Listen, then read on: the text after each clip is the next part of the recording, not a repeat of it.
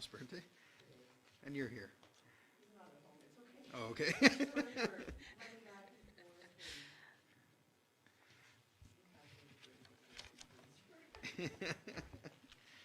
Perfect.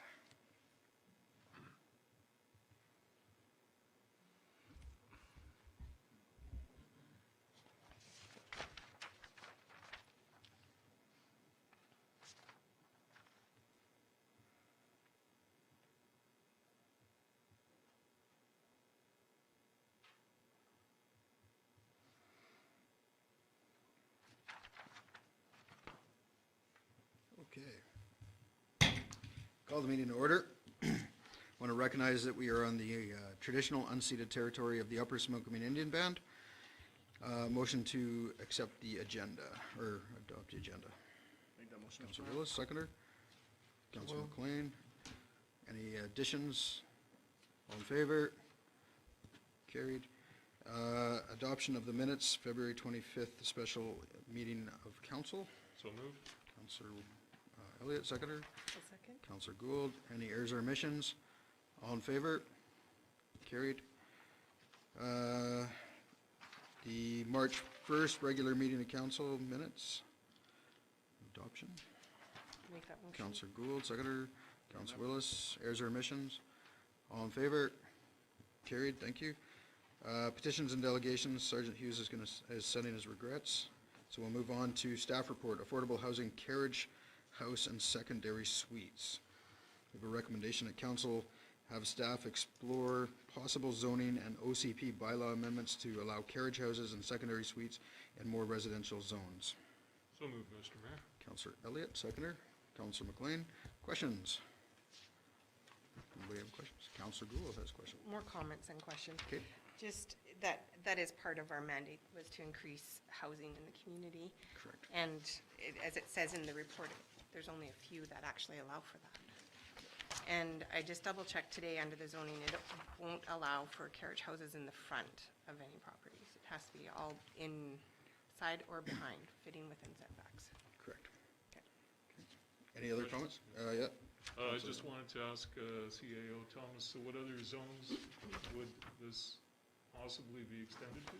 So I'm gonna turn it over to Terry. but Perfect. it's basically all zones. Oh, okay, Yeah. all right.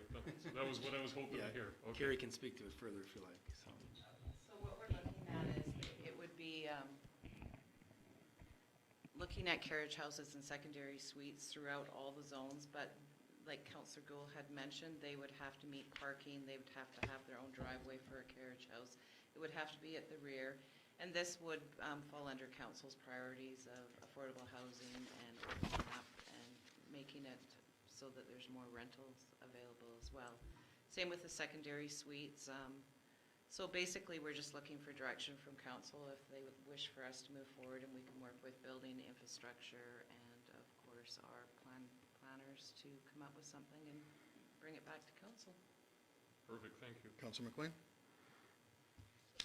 Councilor Gould mentioned not on the front of a property. Correct. How far back? It could be beside the property if there's enough room for it, but we do not want the carriage house to be in the front of the property. So it can be equal to the house away from the front of the property. It depends on the width of the property and setbacks, and, because there has to be a certain distance between the carriage house and the existing home. As long as it met all other setbacks and everything Yeah. else. As long, and yet your criteria would be that it is at least equal to the front of the house or farther back. Correct. Great, perfect. I was worried that, you're gonna have something where you're gonna make them go back in a back corner or something like that. Opposite, we're trying to get rid of as much red tape as possible and make it as easy for the community to be able to offer this type of housing. Perfect. Have we had many applications? No, well, we've done that, you have done the one zoning amendment for a carriage house, but this would make it so that we do an amendment to all the zones, so they would be able to potentially walk in and get a building permit and be able to proceed without having to come through council, and the cost associated with it as well. Councilor Gould? Sorry, just one further So in the event that there was a property that had sufficient space, like, because right now it's country residential, and there was, could the property owner apply for a variance? Correct, yep. So they could still, if there was room in the front, that wouldn't be detrimental to council or council at whatever time, they could look at a development permit. That is correct. We do have actually some properties up on Jacobson Road that, because of the view, they're built right to the front of the property line. So for somebody to build a carriage house in front of that, they would be falling off the front. So or the other way around, sorry. Behind. You know what I mean. So the carriage house would have to be built in the front in that case. And I think we did approve an accessory building to be built in the front on Jacobson Road because there was no room in the back. Excellent. I think, excuse me, Mr. Mayor, Yep. but from a perspective of neighbors, I have no problem with the requirement that they're to be at least equal to the house or farther back. I think you're, depending on what ends up being built for that carriage house, it may be a view that you're, and I'm not talking about the extenuating circumstances you brought up. There are some cases, I suppose, where it has to be, but I think generally, I kind of like the idea that it at least equal to the house or farther back. For sure. And one of the things that we are looking at is if you are going to be putting a carriage house on your property, that you would only be able to have either a carriage house or a secondary suite, but not both. Perfect. Any other comments? Like a hotel. No hotels. No hotels. Not in residential areas. Okay, all in favor? Carried, thank you. Okay. 6.2, development permit, or development permit and development variance permit for 141 Bridge Street. We have a late submission from Melody Hope that was handed out at the meeting. We have a recommendation that development permit number 2021-01-DP and development variance permit 2021-01-DVP be approved. That Councilor motion, Mr. Willis, thank you. Seconder, Councilor Elliott. Questions or comments? Councilor Gould? A couple questions in there, like the concerns raised from the neighboring properties, the height of it will restrict, like if, in looking at the plan, it looks like it's like right on the property line. Yep. Is that's part of the variance permit then too? No. I'll let Carrie speak to Okay, it. so it just appears that it's like gonna be like right there, so 2 stories, house beside it and house behind it may be affected. So the property right beside it is zoned C2 as well.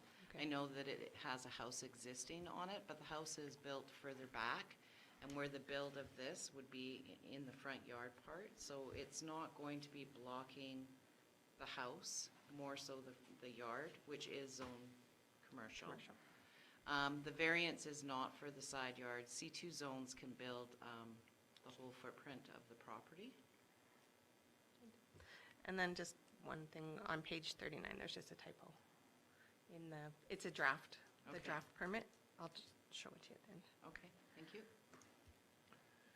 Yeah, Councilor. Just so I understand what's happening here, on the diagram, it shows where the building is gonna go. And there's a lot to the side of that.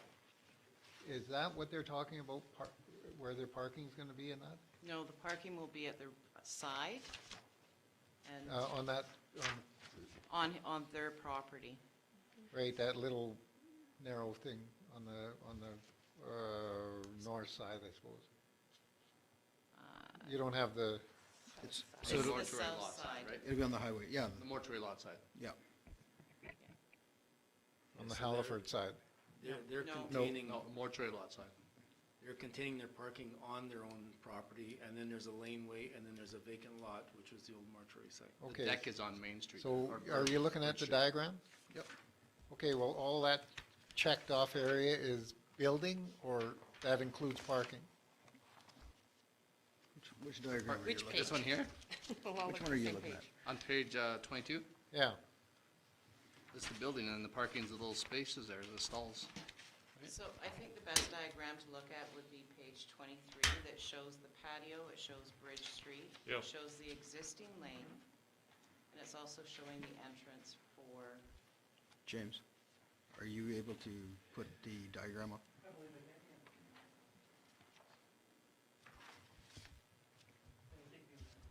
Well, come on, man. Work with the technology. You're the tech guy. Doo-doo-doo. No pressure, man, no No, pressure. no, no. Does it say the square feet of the building there, Carrie? It does. 2260. How much? 2260. 23. 23.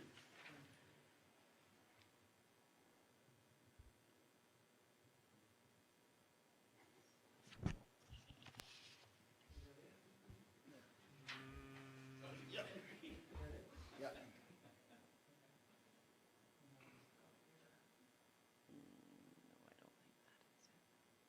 Right there. no, next one down. Next one over. Next page, There that we go. That's the one. Can you make it a little bit smaller?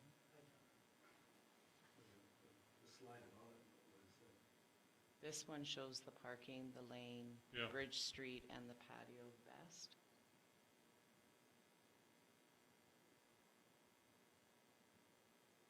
There you go.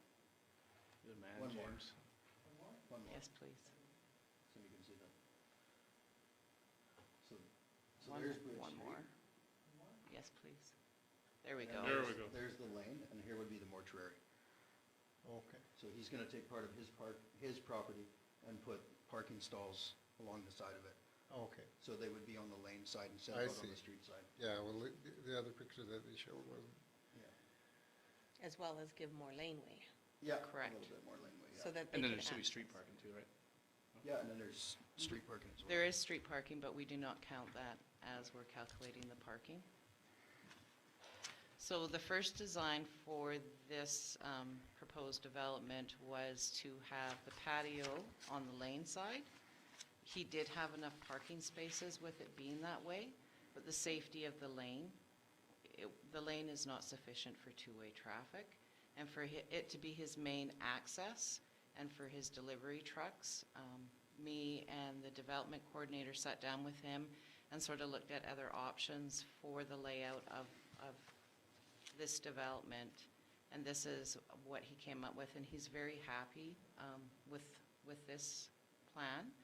It also moves the patio to Bridge Street, which is more inviting to the character of I think it'll look great, downtown as yeah. well. Yeah, it's gonna look great coming off the highway. Yeah. Is it, whereabouts is the sign? Is it, So there's a couple of signs on his building. no, There- sorry, Ours? I meant the gateway. Oh, sorry. Okay, yeah. That's, I figured it had to be close to. One of the other things that me and the development coordinator are working with is the Ministry of Transportation.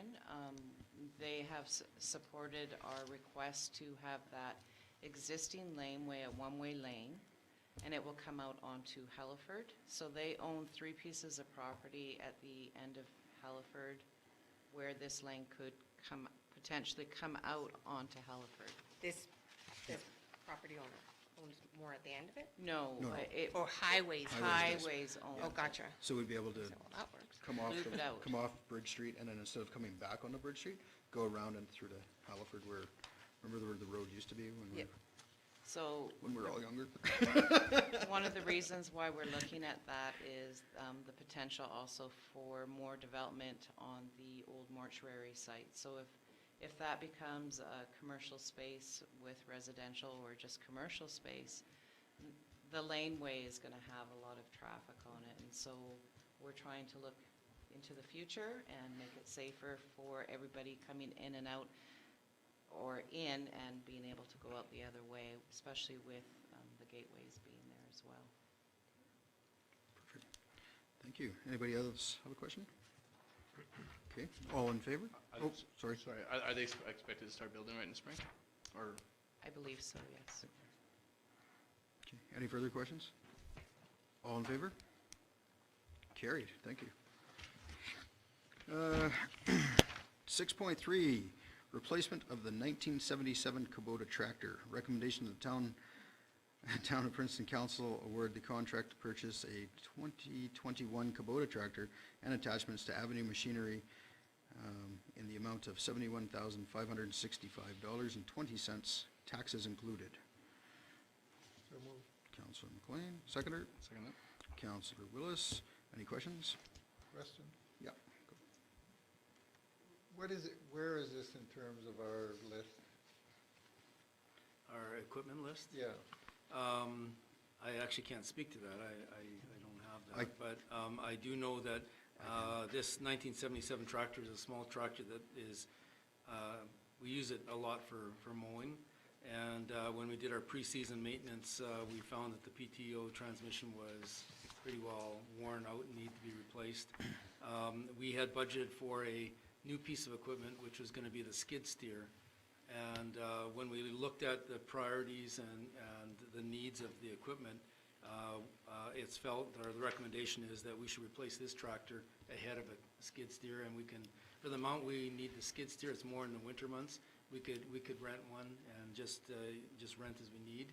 But this tractor here, the one that's being proposed is definitely an upgrade. It's a larger tractor.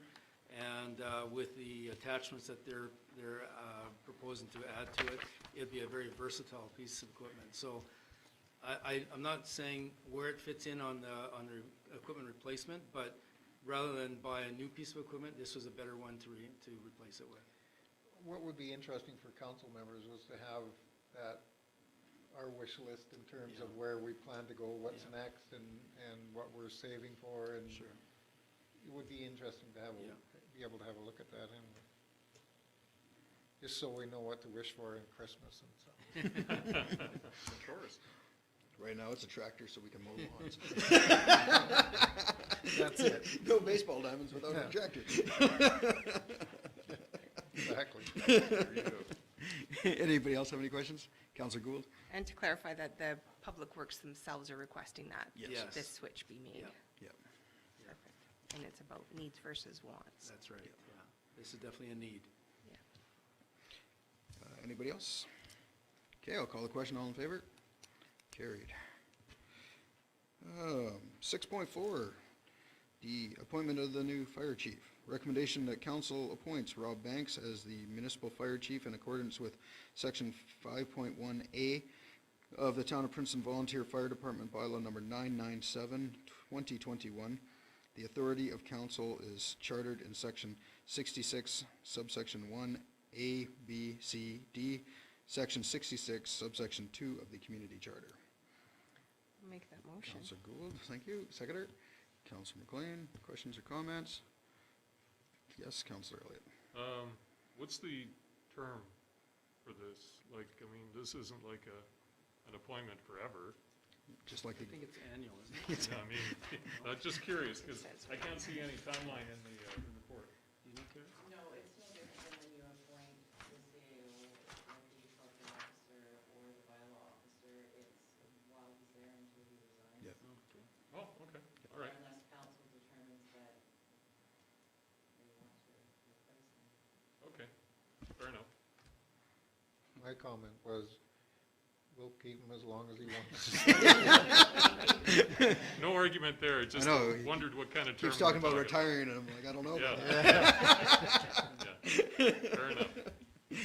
Any further comment? All in favor? Carried, thank you. 6.5, the 2021 Riverside Center lease to Interior Health. I'm not going to read all this. We have a staff recommendation that we lease it to Interior Health, and that the mayor and administrative officer can sign, and that we meet the legislative requirements in the community charter. Somebody want to make the staff recommendation? So Make that moved, motion. Mr. Mayor. Councilor Second that then? Elliott, Councilor Willis. Any questions? Just provided that we all get free vaccine shots right away. I think everybody gets I a free think one. Counselor They're just Gould. free anyway. So within the report, there was just discussions about the required janitorial, that, the cost covers that. Yes. And do we have to change our janitorial contract in order to do that? It's an addition to our janitor, a short-term addition. So the existing janitor has agreed to add service. There's an added cost, but that added cost gets transferred over to Interior Health. To Interior Health. So we don't need to amend our contract with janitorial. Okay, thank you. Anybody else? Okay, call the question, all in favor? Thank you. We can have vaccines now.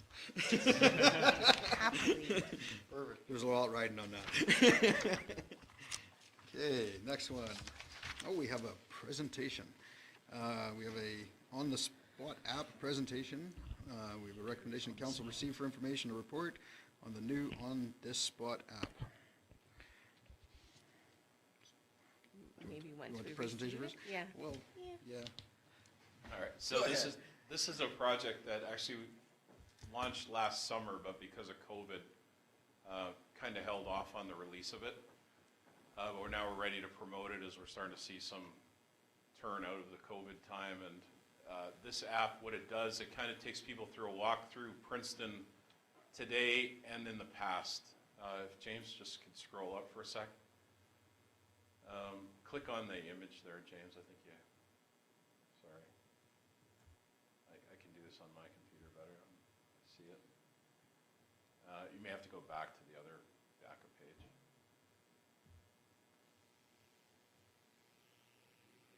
I know. So these are some of the communities that have done it. If you go to, there's ours.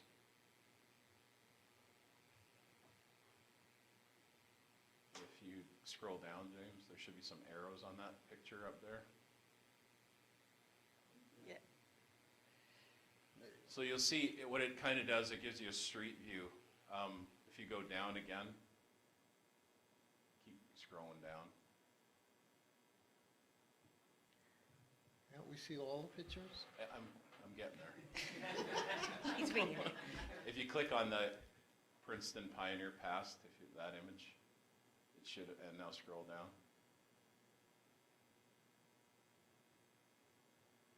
Keep going until you see some images. So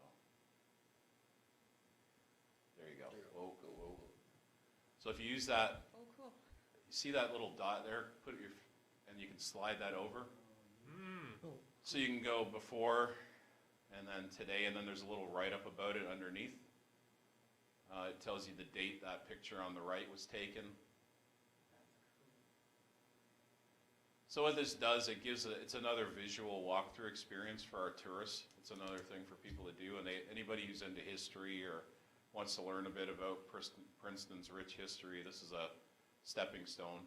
So there's 15 images on here. If you go down, James, a couple more, there's some pretty neat ones. You see the Princeton, the sign. Wow. So we've been working with these guys. I want to bring them back to keep adding to this tour. So I'm talking to them about coming back and adding some pieces. They're working on a piece where you can superimpose yourself into the old pictures, which is right out of The Shining. Like, so I was so impressed by it when I heard that was one of the things they could do. And it just, yeah, I think it would be really neat to superimpose yourself into a picture from 1900, and there you are. That's what happened in that movie? Yeah, at the end, he's in the I picture. never did watch it. I couldn't finish it. You just ruined the whole movie. yeah. Sorry. Spoiler Spoiler alert. alert. Yeah. That's cool, eh? Let's see what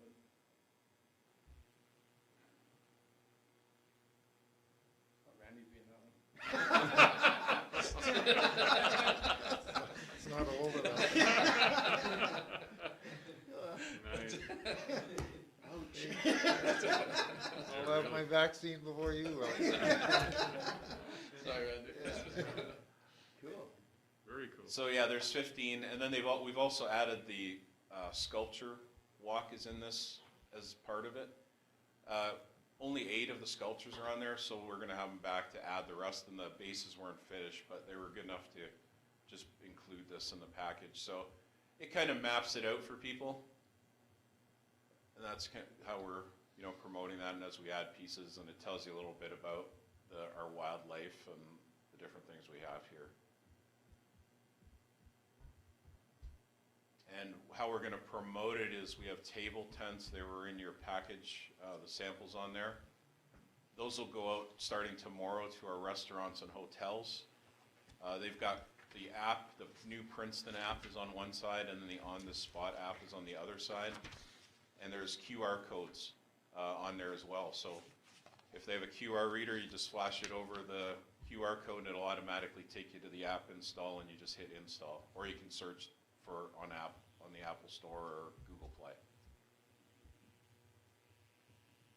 That's it.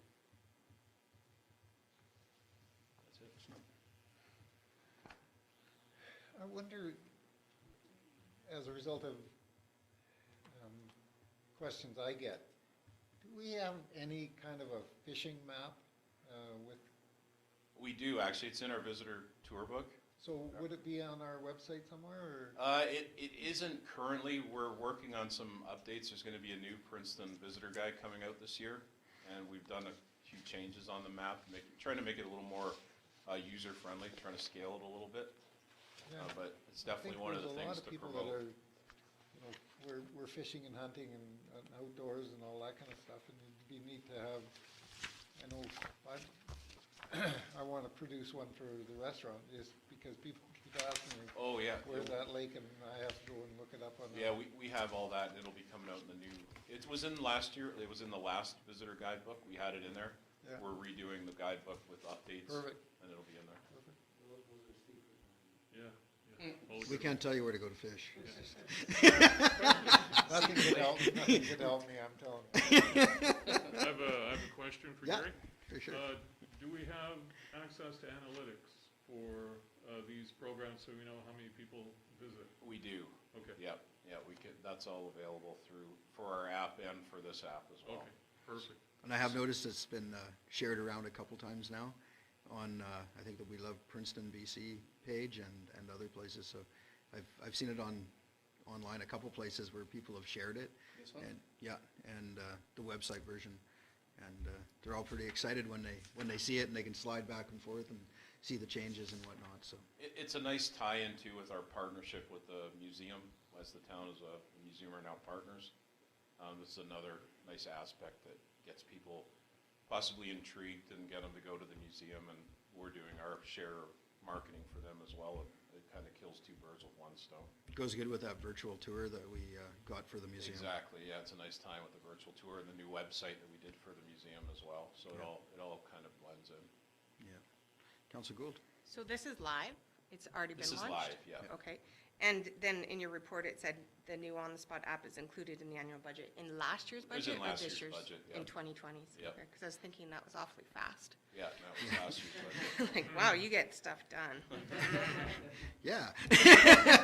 Okay, so it was last year. It kind of hit around, we got it about the middle of COVID sort of time? Yeah, it was like right at, I think it was August that it kind of came out that we had gotten it to a point where it was workable. But it was just so crazy with COVID. I didn't want to really start pushing it and didn't want to have anybody go, restaurants weren't open. So we just kind of kept it in the can for a year, which is, the timing I think is perfect right now, actually. Anybody else have a question? Looks great. Thanks, Gary. Thank you, Gary. Thank you. Okay, can we get a motion to receive for information? I'll make that motion. Councilor Gould, seconder. Councilor McLean, any comment? All in favor? Carried, thank you. Council reports. Councilor Willis. I don't have any meetings to report at this time. Councilor Gould? So, March 3rd and 10th, I did more SILGA, the Southern Interior Local Government Association Zoom meetings, and they're webinars, so that's been fun. And then on March 9th, we attended the signing of the Memorandum of Understanding with the Métis Association at Riverside Center, so, with all of council. You forgot it. Yeah. Councilor McLean? I attended that same meeting at our, at the town's building, Riverside Center. Thank you. That's all I have to report. Thank you. Councilor Elliott? I also attended the very same meeting at the town-owned Riverside Center as well, and that's all I have to report. Oh, God. Okay, let me just see here. I've attended the SILGA Speaker Series. We had a Smokeman Valley Planning Society meeting on the March 3rd. We had a very good presentation from the Lower Smokeman Indian Band. They're a new economic development company, and they gave us a rundown of all the things that they've been working on, and they're very, very busy down there, and I think it's going to benefit the whole valley, so it's pretty neat. What else do we got here? Regional District. So I've been attending on Thursdays a mayor's vaccine roundtable where they give us updates on where the rollout is. I think everything's public now. So the vaccine, as you know, is people are now getting their shots. Locations have been picked throughout the interior health. There's a number of locations. And I believe they were working on maybe transportation as well for people who can't get to the sites. So I don't know where that's at. That's one thing that we're still waiting to hear back on. Let's see, what else do we have? That didn't happen. On the 9th, we signed the memorandum of understanding with the Vermilion Forks Métis Association. This is the first of its kind in British Columbia, and I'm proud to say that we are ahead of the curve when it comes to meeting our obligations under the provincial and federal legislations when it comes to our relationship with the Métis in the Princeton area.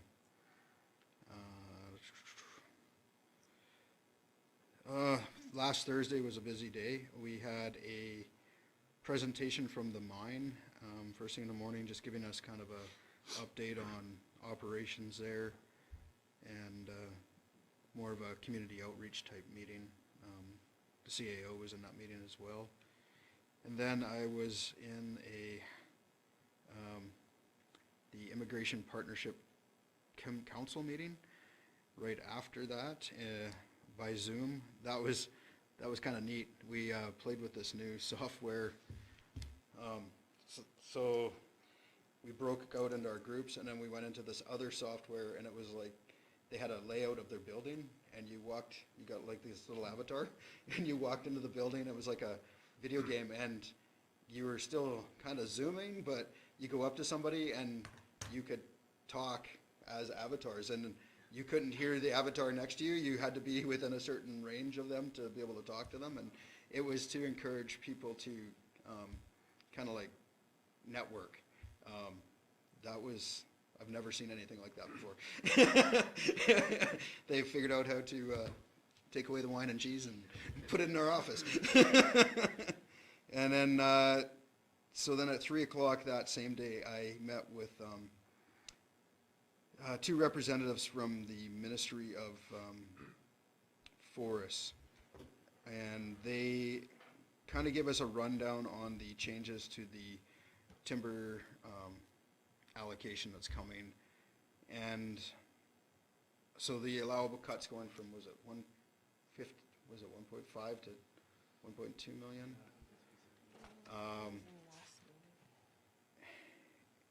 So they've got a bunch of ways that they can break it down. The short answer is it's going to be up to the minister who gets the timber allocation, and most likely it'll be a political decision at the time when it happens. So doesn't necessarily mean it's going to be based on community needs. It'll be based on political needs, I guess, is the easiest way to explain that. So we sat through an hour and a half long meeting, and at the end of it, that was the summary was with the mercy of the minister, and we'll see what Weyerhaeuser gets, and we'll see what the other partners get as well, so. We already wrote a letter in support of Weyerhaeuser's position, and the importance that that timber supply is to our community. That's my report. Mr. Mayor, Yeah, you didn't mention where the memorandum of understanding was signed. What building was it oh, signed? it was signed in Riverside. It was a great day. My question would be then, have you been in contact with the Ministry of Education? Not yet. I have been in contact with the MLA, and we are waiting to hear. We've been told a number of times from the school district that they will be reaching out to us to consult with us, and we're still waiting for that to happen. We are in the process of drafting a letter to the Minister of Education, so that we will be prepared if we have to go there. Right now, we are acting in good faith as the stakeholder, as they call us, that we will be reached out to. As it said in one of their meetings that we watched, and also a phone call that CAO Thomas was received from, who was it, Barbara? So we're just waiting for those phone calls. Yeah, I guess it's just from the perspective of the position that you're in, they're early and often, as far as I'm concerned, in terms of Yeah. to the minister, because So I did brief the MLA, and the MLA will brief the Minister of Municipal Affairs. We're just working on a package for the MLA at this time. thank you. Thank you. Anything else? Okay, we'll move on. Correspondence received and filed, none. We have 2 letters that need a action requested. The first one's a letter from Neil Dangerfield, a request for revitalization tax exemptions for solar panels. We have a staff recommendation that the request for revitalization tax exemptions for solar panels be referred to the Director of Finance. I would move that, Mr. Mayor. Councillor Elliott, seconder. I would second that, Mr. Mayor. Councillor Willis, any questions? Councillor Gould. So it'll be referred to the Director of Finance to come back with suggestions? Yeah, Or he'll options? look into the revitalization tax exemption and make a recommendation based on that. Okay. Yeah, It's big. pardon me? The motion. Yeah, Just to refer- we didn't really know what to do with it at this point, because it's past tax time, right? Correct. It's a tricky one. Really, personally, I think the province and the federal government should be providing these tax breaks for residential anyways. Fortis does offer a net metering service or program where people can sign up for that as well, so. Yeah. Any other comments or questions? All in favor? Carried. 9.2, we have the Neighborhood Small Grant 2021 Roll and Qualified Donee. Recommendation that the town of Princeton become a donee partner with the Neighborhood Small Grants Program, and that the mayor and CAO be authorized to sign the necessary documents. I'll make that motion. Councillor Gould, seconder. Councillor Elliott, any questions or comments? Councillor Gould?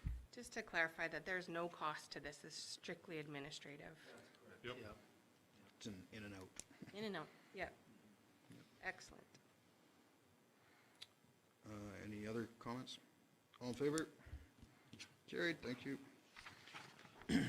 Bylaws and resolutions. 10.1, Town of Princeton Subdivision and Development Servicing Bylaw number 996, 2021, that the Town of Princeton Subdivision and Development Servicing Bylaw number 996, 2021 be adopted. I'll Councillor make that motion. Gould, seconder. Councillor Willis, questions or comments? All in favor? Yay, thank you. 2020, or 10.2, 2021 fees and charges bylaw, recommendation that the Town of Princeton fees and charges bylaw number 998, 2020 be given first and second reading. Anybody? So moved. Counselor Elliott, seconder, Counselor McLean. Questions or comments? Counselor Gould. So the motion on this one is first and second readings. Correct. Instead of first, second, and third. Yep. So at this time, there's the ability to make amendments to it or Yes. to have discussions. Yeah, if we do first and second reading, we can amend it. If we do first, second, and third reading, then you can, to amend it, you'd have to repeal third reading and then go through another step, so. So would this be the opportunity that we would have to discuss it, the rates and the Yes. changes that are proposed? Yeah, for sure. Okay, so, and make suggestions, Floor is yours. if I may, You can do anything have you want, Barb. liberties. So with this, we've already passed our budget, our 5-year tax rate bylaw. And now we're going to be discussing for the first time the actual rates, our water and sewer rates. So would it be possible to move this part to be in line with the budget so that we could be discussing those rates at the same time as we're discussing budgeting? Because I see that it's a recommendation of a 3% increase, but we haven't had any official discussion on whether we support that or not. Not that I don't, I'm just saying we haven't had the opportunity to discuss it yet, our bylaws Yeah, in the, passed. in the November 16th meeting of, regular meeting of council, when it was put to the first and second reading, the report did say that the planned tax increase was 5% and the fees and charges bylaw was planned to roughly increase by 3%. On the recommendation from staff. Correct. Correct. Okay, so then in here is the changes to the water meter. It's a little confusing, so maybe can you just speak to that? Because when I look at it's a fairly in-depth report that's got a lot of information into it. The recommendations from last year's fees and charges bylaws to this year's fees and charges bylaws. Basically, the amendments are listed in your report under number 3, background. And it goes into what's been changed. So the water and sewer levies is a recommended 3% increase. And then water sewer fees for the implementation of metered water rates for commercial properties. Your statement, there's just a little confusing, so I'll let Yeah, you so speak on that. in general, everything is due to go up 3%, so the annual rates and the metered rates. So the metered rates are proposed to go to 72.1 cents from what was 70 cents in the previous bylaw. Okay, and then we had, it's mandated that the commercial businesses be switched to metering as of a certain date of this year. And that's spoken to in here as well as the delay. Yes, the water metering mandate is in the water bylaw. I'm not under 97, I think, is the bylaw itself, and it gives all the details about when meters are required in that bylaw. Okay, so that's not part of the fees and, That's right, not part of the fees and charges bylaw. okay, however, you say water metered rates will also be charged an annual sewer rate for 2021. An administrative fee will be levied to reflect staff time for billing and administrative. That's right. So when the water metering came into effect last year, the Director of Infrastructure mentioned that the water meters only are for water, they're not for sewer. Correct. So there's, the sewer rates will remain unchanged for 2021. Okay, so Short perhaps of the 3% increase. then commercial rates will be charged an annual sewer. We don't have any meters for our That's right. sewer. Yeah, they're strictly water meters. Okay, so just the statement there, the water metered rates will also be charged an annual sewer rate. So, okay. And then for this year, is this where we have that discussion now about the fact that not all the commercial businesses are metered? So how are you going to do the billing? Is that what your fee structure, That's not in the fees and charges bylaw. There's another proposed bylaw. the next one? Yeah, under the utility. Okay, so billing we'll bylaw. talk about that there then? Depends. Do we want to talk Okay. about that now, or do you want to? No. Either way works. No, it's just, Yeah. and then, okay, I'll wait till the next one then for that. Sure. And then campground fees have changed, so pretty much there's no changes to any landfill fees. There's just 3% on the cemetery, and then, No, yeah, the landfill rates are comparable with what they have in the regional district. right, so nothing's changing landfill-wise. But then campground rates, I see that it reads as being a maximum amount now, and that it's then subject to the director to set rates. So can I get somebody to speak on that? Yeah, so it was through the course of the summer, there are many variations when it comes to pricing. So we have, extra demand on weekends, extra demand on long weekends, lower demand on, after Labor Day and shoulder seasons and possible promotions and things like that. So the thought process, that one was put forward by the Director of Economic Development to give him the latitude to be able to set rates according to market prices without having to go in front of council every time he wanted to, we got close to a excess demand situation and could raise extra revenue for the town based on that. Okay, so I personally have a concern with this. How do you plan to market what your rates are for the campsite? Mary, Like, is Gary, there would you not- speak on that? Sure. And pricing for the campground? So we're using a new dynamic billing system so that it will allow for when a campsite is 70% booked, we have the latitude to raise. There'll be a price raise. When it's 80%, there could be a price raise, and so forth. It's just like a hotel. It needs to be run like a business and done properly, and this is a common thing used in campgrounds all across the province. We just now have the ability to do it. Okay, so what I've experienced is that there's rates for different shoulder seasons and flat rates based on like summertime or long weekends or whatever, but there's still a rate, so you can at least plan for Well, it, so. and they can, if they go online, they can book a rate. You could go online today and book Labor Day and the rate is in there. So it's But giving, if you're booking it a week before and we're at 90% capacity, there's a chance that the price will go up. well, It's no different than how any good hotel runs. The thing is that a lot of places haven't had the ability to operate a system like that, and it's really wasting revenue. it's new to me, and I have a hard time understanding how we're gonna do that. So I just, and then giving discretion, right? Like it's, usually fees and charges are pretty set specific, so that's why I'm just, this is something I haven't had any discussion on with anybody about this, so. It's a recommendation from staff, so now I just question, is this the right way to go with it? Or Well, is it, I would say based on our bookings, yeah. I think it's the right way to go 100%. Every time I sat in on any BC RVing and camping, this is the way of the future. We're just a step ahead because we're able to implement it with our new software.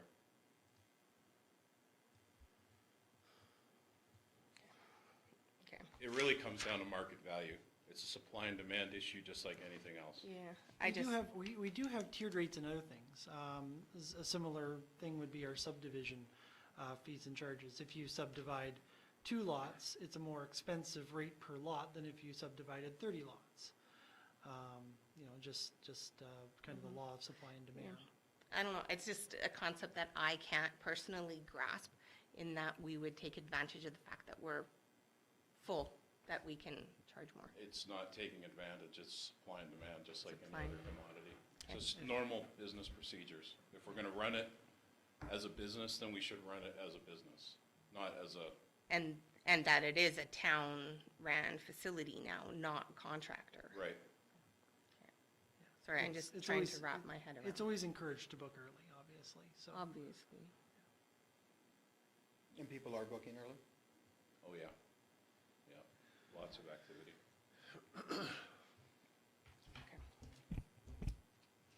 Anything else, Councillor Gould? Yeah, there was more, but again, it's just on the fees, and I think I'll touch it on the next bylaw then too. So, to be clear, first and second reading is to say, here it is, let's talk about it. Yep. We can have further discussions if we need to at the next meeting, make any recommended changes. It comes at that point, then third reading. And there is there a public consultation period in this one? There's no required public No consultation required on in fees this and one. charges. Okay, so just for us to, there's still the option to maybe sell me on it or explain it to me so I have a better understanding. I'd be happy to answer any questions you have between now and the next time it goes to third Okay. reading. And so the recommendations from staff generally are 3% all around, which goes in line with the 3% And that's- expenses And increase. that's what we approved through the budget. We Yes. approved the 3% estimate, Yeah. but we never had discussions on it. So that's where I'm like, if we could put it at the same time, we'd be able to have discussions on it. Yeah, I Like can, at this point, I understand that our water and sewer and infrastructure is in need of, like the rates do need to keep pace. It's just that just an understanding that we haven't had the opportunity to discuss those fees. yeah, I can put a note for next budget cycle that, For sure. that we devote a little bit more time to discussing, fees and charges increases. Or that it match it. Councilor McLean, you had a question or comment? Yeah, I guess it's pertinent that it was mentioned that it was brought up back in November. It was mentioned in November. But I think Councilor Gould brings up a good point. As a staff, you have a responsibility to be handling everything that goes on in this community. Us as a council has a responsibility to try to be as aware as we can of everything that's going on. And I would much rather be bothered more than bothered less by having information. You know, when you decided that about this business, it makes sense to me, no problem. I would have liked to have been aware of it as it happened or as it took place. It's just a comment that I think as a group, we want to be involved. And the more we get bothered is if we complain about it, too bad. Right, yeah, it's more a clarity issue, I believe. Yeah, the fees and charges have always been, part of the water and sewer bills have always been part of the fees and charges bylaw in Princeton. They're not separated in any way, shape, or form, so I think a little bit more clarity during the budget process too, that fees and charges include water and sewer rates would also be a good idea. I'm always looking for room for improvement for our budget process, so thank you very much for the input. Thank you. Anything else, or? Councilor Gould? No? Nope. Okay. Not at this time. Okay. All in favor? Carried. Okay, 10.3, 2021 Revenue Anticipation Bylaw. Recommendation that council gives the Town of Princeton Revenue Anticipation Bylaw number 999, 2021, 3 readings. Councilor McLean, seconder. I'll Councilor second. Gould, sorry. He was making motion and. Questions? Councilor Gould. So again, first and second reading, and then this one does reference a public consultation period, a time, right? Not the revenue anticipation bylaw, no, the financial plan bylaw amendment 10.4 references a public consultation. Okay, sorry. And then, so just, this is something that's to help us get through the cash flow time. So this is something that should be done every year because it allows us to use our reserves to pay the bills before our taxes come in. Correct. So this is like housekeeping. This is so we don't get ourselves in a position where we're doing something wrong. And then just to clarify, who do you borrow from? The Municipal Finance Authority, At a very low rate. at a very low rate. Okay, thank you. Yeah, and then you can only borrow up to what your taxes are gonna be. 75% of the 70%. previous tax roll. There you Perfect. go. Okay, In fact, it's a limited revenue anticipation bylaw because there's nothing in there. You can also borrow the intergovernment amounts. So for example, the small community grant or what we would collect off of cost sharing for the regional district, but none of that is in the bylaw. It's strictly 75% of the tax roll from last year. Okay.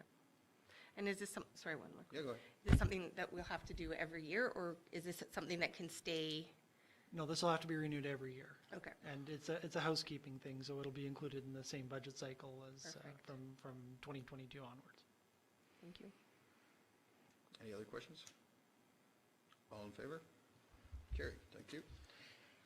2021 financial plan amendment, or bylaw amendment, recommendation that council give the Town of Princeton 5-year financial plan bylaw amendment 1, 2021 to 2025, number 1001, 2021, 3 readings, and that council allow a period of public consultation of the Town of Princeton 5-year financial plan bylaw amendment 1, 2021 to 2025, number 1001, 2021 until March 31st, 2021. It's a lot of numbers in that. I am the finance guy. Right. So moved. Councillor Second Elliott, that, Mr. Chairman. Willis, questions? Sure, we want to speak to it, of what it Sure. is. No, I'll ask for somebody to speak to it. Oh. It's not that, James, can you speak to it? So during so the financial plan was passed on March 1st. As part of the financial plan process, there was some discussion about an additional capital plan. A lot of what that capital plan is still in in-camera sessions. There's not a lot I can speak about publicly at this point until it's released by council to the public. But it is involving land purchases through the sale of industrial park lands. and then to clarify that those sales of industrial park lands do not include any lands that we've already earmarked for other projects that were in the existing plan. It would be additional sales. Correct, yeah. Okay, thank you. Any other questions? All in favor? Carried. 2021 utility billing bylaw recommendation that Town of Princeton utility billing bylaw number 1002, 2021 be given 3 readings. Counselor, I'm going to give it to Counselor McLean. I'll second. Counselor Gould, second. You guys were right there. Yeah, it was race. Comments, questions? Counselor Gould? So just on the report on this, it's just the name is incorrect. In the recommendation, sorry, but that is page 141. I'll just get to it. So on the recommendation, it says the Town of Princeton Fees and Charges bylaw. And it should be the Town of Princeton Utility Billing bylaw number 1002. Page 141.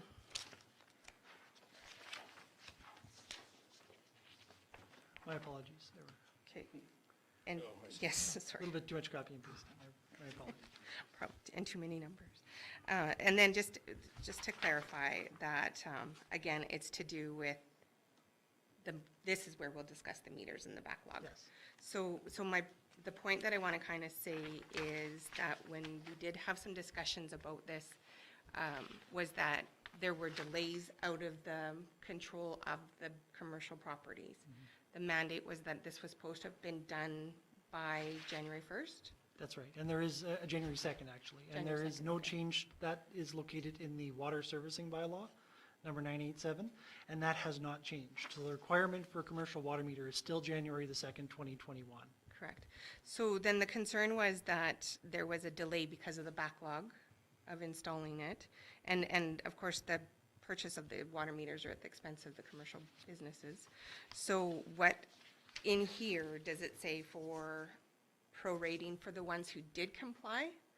So that we're not, that they're just waiting, we can't read a meter that's not installed yet, Right. obviously. So, as is proposed in the bylaw, there would be 3 streams of billing. So the residential stream would not change from how we've done previous years. So annual billing, flat rate, with an infrastructure levy attached. For water meters that were installed as of January the 2nd, it would be a metered rate, starting, the first reading was done in January. There'd be another reading done in April, and that difference would be billed out at the at the 72.1 cents that is proposed in the fees and charges bylaw, or whatever the fees and charges bylaw says at the time of reading. Okay. There would be a $10 administrative fee for the year. That's fairly common. You usually, and Fortis does it, most other municipalities do a flat rate charge just to kind of cover the billing and the, you know, effort to drive around and read it and all the paper that goes out in the mailings and such. Okay. Plus the infrastructure levy would remain flat because that's covered into the infrastructure levy bylaw. So that would also remain a flat rate. And that funding goes straight to the infrastructure reserve. It doesn't go anywhere else. The third stream is for commercial customers who have not yet got a meter. It's proposed that we keep them on the annual rate for 2021. The problem we tend to run into with the water metering is the fact that we don't necessarily know when to actually read the meter. So you install the water meter and we can read water meters as we do our regular rounds, but it's impossible to know when exactly that is. So there's always going to be a little bit of missing data. So the proposal is that the water metering still gets installed and we bill an annual rate based on a 3% increase from last year's rates, and then we begin water metering for those who don't have them installed in 2021 in 2022. So for the full year, even if they get installed in June, they're just gonna be a flat rate for the full year. And we're, like, I'm trying to find that in here. Where does it say that? It's in the last schedule, Like Schedule C? yes. Okay. Okay, so that, I apologize, because when I was discussing it earlier in the other bylaws, it's actually for this one, but I just was trying to see where it's clearly, because I imagine that would be a accounting nightmare if you don't know when these are being installed, like. Yes, Because and the It's not a building permit. Like Absolutely not, normally no. initializes the accounting for water and sewer. Yeah. Okay, so for the full year, if it's not in at this, Yeah. by January 2nd. And if that it's not in in no writing. way mitigates the water servicing bylaw. There's still a potential fine in place for those who do not install a water meter at all. Correct, because you don't want to penalize the ones that who've tried to comply. That's right. Or reward the ones who are not complying. But is there provision in here, without reading it, is there provision in there that if there was a request by a business that had their water meter installed, they applied for it by the right date and everything, and there's just a delay, to then start metering them, if it will be a savings? Or- At this point, the only prorationing that's in the bylaw is if it's a brand-new service. Okay, So previously to this bylaw, we've never had an actual formal prorating. It's what we've done, but we've never had a formal prorating requirement in our bylaw for water and sewer. This bylaw actually brings that into effect. So if somebody does start water metering or water service in general, say in October for any of the three streams, they would be billed that portion of the year as an annual rate, or in a metering, we'd know when the water service installed, because they'd have to come to town hall to tell us when they were starting up their water service. for a brand new one. And that would be under regular metering. We'd do a regular run, and the $10 admin fee would apply for that portion of the year, and we would recoup our revenue appropriately. Okay, thank you. Anybody else? Question. Yeah, call. All in favor? I hate when you ask that. Guys, throw me for a loop. Motion to close. That the meeting be closed to the public for the purpose of considering the acquisition, disposition, or expropriation of land and improvements if the council considers that disclosure could reasonably be expected to harm the interests of the municipality. Councilor McLean, seconder. Councilor Willis, all in favor? Carried. Good night, folks.